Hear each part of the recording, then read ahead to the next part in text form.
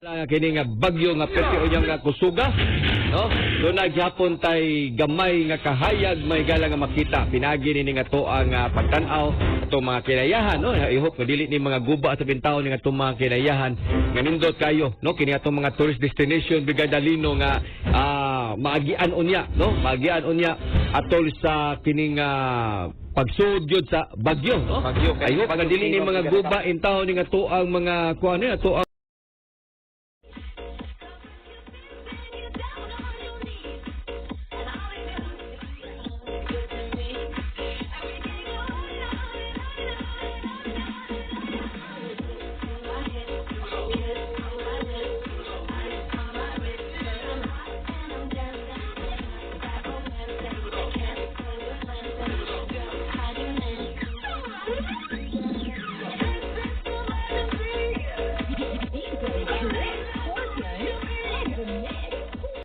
Treehouse TV is going to the dogs. What's a surprise? All your favorite four-legged friends are in full effect for a day of furry fun. Yes!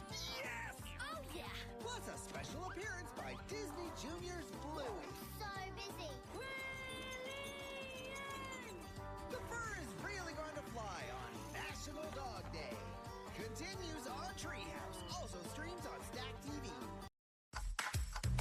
The wait is finally over. Okay, here we go. It's Bluey. Bluey. It's here. Yeah! TV! Hey! It's a super fun season. Oh, wow! Oh my goodness. Hey! Morning, Wendy. Bluey. Weekday mornings on Disney Junior.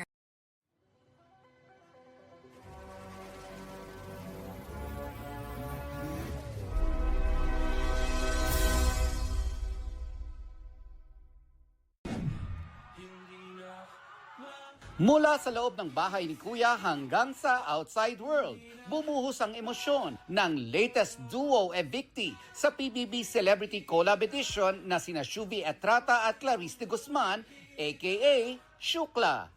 Pero sa paglabas ng Shukla, they were still wearing their best smiles. Angat din ang kanilang bubbly personalities na minahal na ng taong bayan. Ang dami kong naging struggle sa bahay po ni Kuya. Pero because of them, my dream turned into a reality. Fried chicken ang unang hinanap ni Shuvi. Imagine mo isang drumstick, 5 tao. 5 tao ang kakasya dyan. Tumaba din kami doon kasi ang kinakain namin kasi walang karne, puro chips. Chips sa kanin. Of course, may pa-warm welcome din ang kanilang loved ones. Si Shuvi, winelcome ng kanyang besties, kabilang si ex-PBB housemate Ashley Ortega, pati ng Sparkle executive sa pangunguna ni First Vice President for Sparkle GMA Artist Center, Joy Marcelo. Naroon din ang kapwa Sparkle artists at ang kanyang version ng TDH, si Anthony Constantino. Tall, dark, and handsome. Biro tuloy ng netizens, evicted man si Shuvi, ay tila siya pa rin daw ang big winner. Hirit naman ni Maom o Ate Klang,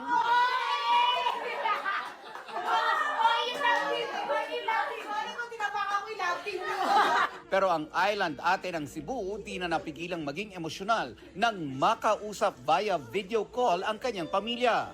Ayun, nag-video call po kami kaagad. Nag-sorry ako.